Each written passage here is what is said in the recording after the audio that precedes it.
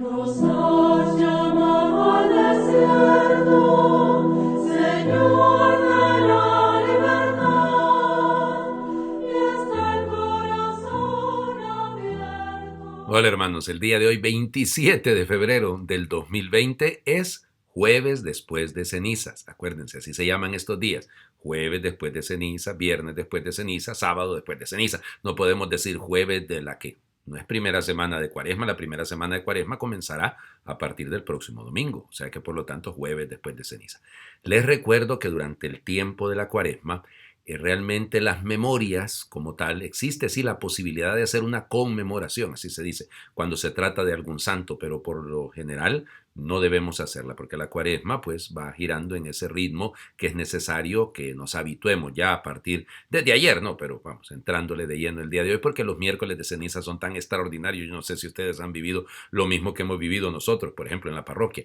Hagan de cuenta que todas las santas eucaristías repletas de gente. Aumentamos 2 misas, óiganme, 2 misas para poder así evacuar un poquito el tema de la cantidad de la afluencia de fieles y ni aún así, una cantidad extraordinaria. Ojalá que el próximo domingo ahí estén, ¿no? Porque ese es el problema, que comenzamos algo y luego no lo terminamos. ¿Y de qué sirve el miércoles de ceniza si no desemboca en el domingo de resurrección? Fíjense, por ejemplo, hoy sería un día muy bonito para hablar, como santo del día de hoy, de San Gabriel de la Dolorosa. No se llamaba así, se llamaba Francisco realmente, pero cuando entró con los pasionistas, pues adoptó ese nombre. Era un muchachito, dicen los biógrafos, que su familia, bueno, su papá era un personaje importante en los estados pontificios. Se trasladan a vivir a Spoleto porque él pierde a su mamá cuando tenía 4 años. Y bueno, es una vida, llamémosle, no totalmente disoluta, pero como era un poco consentido, era uno de los menores en la casa, y entonces él vivía en una actitud tanto indolente, si lo quieren, pero fíjense cómo la Virgen Santísima le ayudó a llegar a la fe y le dijo en una aparición que tuvo, ya deja esa vida, concéntrate, debes ser religioso. Y entró con los pasionistas. Murió a los 23 años. No llegó a ser sacerdote, sino que muere siendo religioso. Pero fíjense, muere de una tuberculosis. Pero muere también después de haber servido muchísimo en un momento de una crisis en Italia, producto de una peste.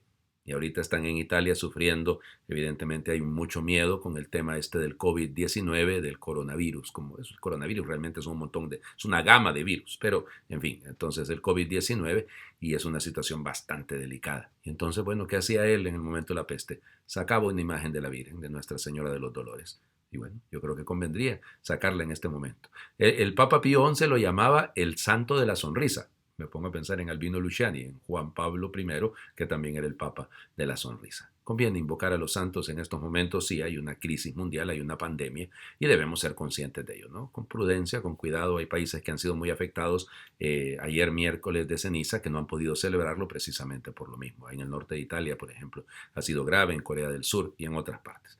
Nosotros a seguir orando para que el Señor también nos ayude juntos, solidariamente, a superar estas crisis. Vamos a las lecturas del día de hoy. Fíjense, ok, los textos en estos días no van a seguir una lectura continua, y esto es importante. ¿Por qué se lo digo? Porque si no vamos a caer en pensar, no, lleva su propio ritmo el tiempo de la cuaresma. Entonces, primera lectura, tomada del capítulo 30 del libro del Deuteronomio, versículos del 15 al 20.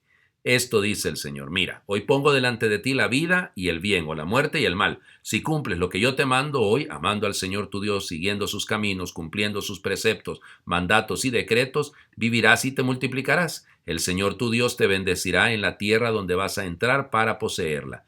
Pero si tu corazón se resiste y no obedeces, si te dejas arrastrar y te postras para dar culto a dioses extranjeros, yo te anuncio hoy que perecerás sin remedio, y que pasado el Jordán para entrar a poseer la tierra no vivirás muchos años en ella. Hoy tomo por testigos al cielo y a la tierra de que les he propuesto la vida o la muerte, la bendición o la maldición. Elige la vida y vivirás, tú y tu descendencia, amando al Señor tu Dios, escuchando su voz, adhiriéndote a Él, pues en eso está tu vida, y el que habites largos años en la tierra que el Señor prometió dar a tus padres, Abraham, Isaac y Jacob. Palabra de Dios. Te alabamos, Señor. Qué belleza la pedagogía de la iglesia, ¿no? En el mero inicio de la cuaresma, pongo delante de ti la vida o la muerte. Fíjense ustedes, no es cualquier cosa.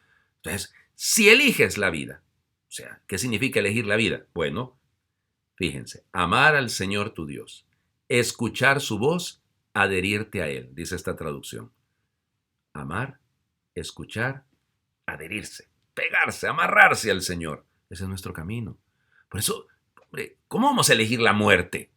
¿Cómo vamos a elegir la muerte? Pues sí, la vida es el bien, la muerte es el mal.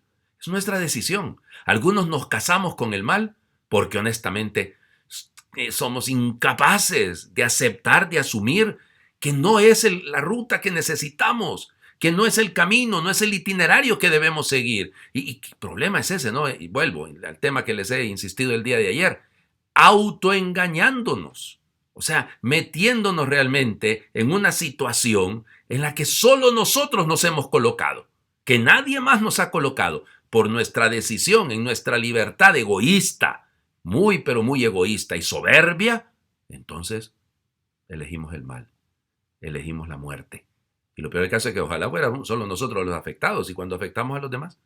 Un padre de familia, eligiendo el mal, afecta a sus hijos, afecta a su esposa. Es decir, un empleado o un profesional afecta a sus compañeros, un estudiante, un sacerdote, afecta a los suyos, afecta a una comunidad. Es decir, todos tenemos que ser conscientes de que nuestras acciones repercuten. ¿Qué vamos a elegir? ¿Cuál es nuestra primera elección en este tiempo de la Cuaresma? La vida, amar a Dios, escuchar a Dios, adherirse a Dios. Vaya ustedes, imagínense qué lindo proyecto.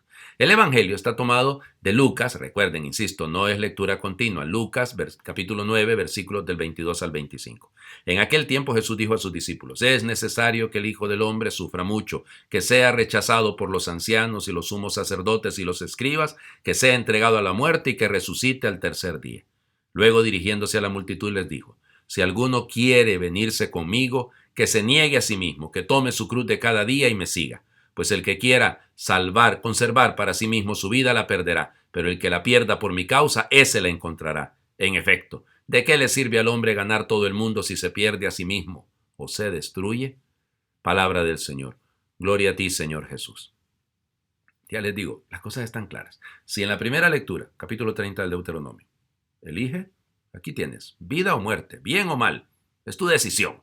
Aquí vuelve la misma insistencia, ¿no? El que quiera venirse conmigo, nadie está obligado a seguir al Señor. Nadie. No nos pone una pistola en la cabeza. No. Él nos da la opción. Pero entendámoslo.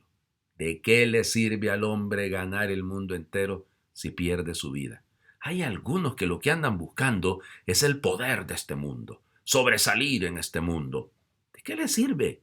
¿De qué le sirve tanto dinero, tanto poder, tantos placeres? Eso se termina en una tumba. Eso se acaba directamente en el momento en el que a uno lo entierran. No nos podemos llevar ni nuestras cuentas de banco, nuestras tarjetas de crédito, qué sé yo, las escrituras de nuestras propiedades, los bonos, o a saber qué cosas, o será tanta cosa que podemos pensar, ¿no? No, nada de eso nos sirve. Nada de eso. Nosotros lo que necesitamos es poner la mirada en el Señor. Y por eso fíjense, es que a mí me gusta cómo está construido esto. Primero es a los discípulos que les dice el Señor. Les anuncia la pasión. Y luego a toda la gente es una opción. ¿Usted quiere venirse conmigo? Bueno, estas son las condiciones. Cargue con su cruz. Perdón, niéguese a sí mismo. Cargue su cruz, sígame. Casi les diría, amando a Dios, escuchando a Dios, adhiriéndose a Dios. Niegue su proyecto, que no debe ser. Cargue con su cruz. Sea consciente que la cruz es el lugar de salvación. Siga al Señor. De eso se trata. Si esta Cuaresma hacemos eso, si esta Cuaresma ese es nuestro proyecto, alcanzaremos la Pascua. Alcanzaremos la Pascua. Bueno, terminemos. Hagamos una oración de Cuaresma. Voy a ir buscando oraciones de Cuaresma en todas las páginas donde pueda. Esta me ha gustado muchísimo. Jesús, un año más me invitas a recorrer el camino hacia la Pascua. Soy consciente de que tal vez me encuentres con las mismas dudas e inquietudes que el año pasado. Jesús, perdóname, porque muchas veces pretendo orar y siempre encuentro mil excusas. Sin embargo, tú, Jesús, siempre estás allí a mi lado. Sales a mi encuentro cuando estoy decaído y por eso quiero recuperar las ganas de estar junto a ti. Jesús, cuando caminas cansado y agotado hacia el Gólgota, me haces ver que la vida es maravillosa porque igual que tú, cuando uno se ofrece para llevar la felicidad a los demás, a los despreciados, a los que nadie quiere, a los enfermos, se da cuenta que a tu lado la vida tiene otro sentido. Por eso, Jesús, ayúdame, para que tu palabra no sobre en mi mochila, para que pueda conocerte mejor, para que si hago ayuno, lo haga sin ruido, para que mi caridad florezca con sencillez, que mi oración brote como un rayo de sol entre las nubes y sobre todo, que nunca deje de buscarte. Jesús, ayúdame también, para que este tiempo de Cuaresma sea un oasis de meditación y de paz, de pensar en las veces que me he olvidado de ti mientras tú sufrías y morías por cada uno de nosotros, nada más ni nada menos que por amor. Jesús, ya sé que quieres que te mire a los ojos y así pueda descubrir que merece la alegría seguirte. Por todo eso, Jesús, ayúdame. Amén. Que Dios le bendiga a todos.